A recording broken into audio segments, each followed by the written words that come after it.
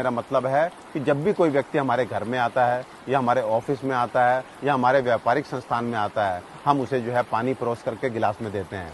कभी आपने गौर किया कि वो व्यक्ति कभी एक घुट पानी पीता है, कभी आधा गिलास पानी पीता है और कभी जो है आवश्यकता ना होने पर भी पूरा पानी पी जाता है।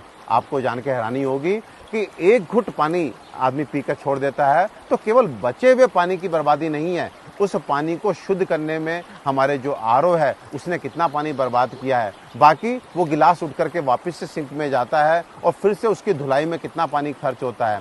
और साथ में जो व्यक्ति प्यास ना होने पर भी पानी को पी जाता है क्योंकि उसके शरीर की आवश्यकता नहीं थी, इसलिए आधे घंटे बाद, एक घंटे बाद शरीर जो है मूत्र के रूप में उस पानी को निकाल देता है। उसके बाद फ्लश करना, हाथ धोना इत्यादि यदि हम सबको जोड़ें तो आपको जान के हैरानी होगी कि यदि हमारे देश में हम कुल परिवारों की संख्या देखें, व्यापारिक संस्थानों की संख्या देखें तो लगभग 30 करोड़ जगह ये काम यदि एक बार भी दिन में होता हो तो ये आंकड़ा 300 करोड़ लीटर पीने योग्य पानी की बर्बादी का बैठता है। तो भाइयों, मैं आपसे कहना चाहता हूं कि आप मेहमान नवाजी का तरीका बदलें, यानी कि जिस तरह आप किसी को खाने पे बुलाते हैं और डाइनिंग टेबल पे आप सब्जी का, दाल का, सलाद का आप बाउल रख के उसके सामने खाली प्लेट रख करके जो है उसको स्वतंत्र छोड़ते हैं कि वो अपनी इच्छा के अनुसार जो है कितनी मात्रा में खाना है, कौन सी चीज़ खानी, आप स्वतंत्र छोड़ते हैं। और आपसे एक बात पूछता हूँ, यदि वो व्यक्ति जो है आधी कटोरी सब्जी, आधी कटोरी दाल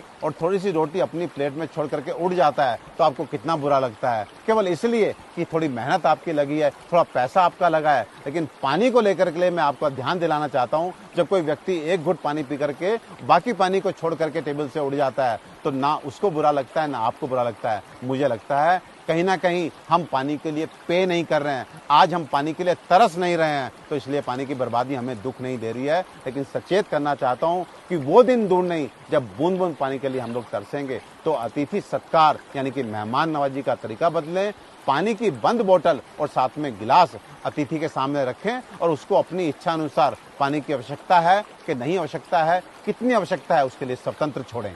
भाइयों, किस बात का इंतजार कर रहे हैं? आखिर कब तक सरकारों को कोसते रहेंगे? कौन सा सामाजिक संगठन हमारी मदद कर पाएगा?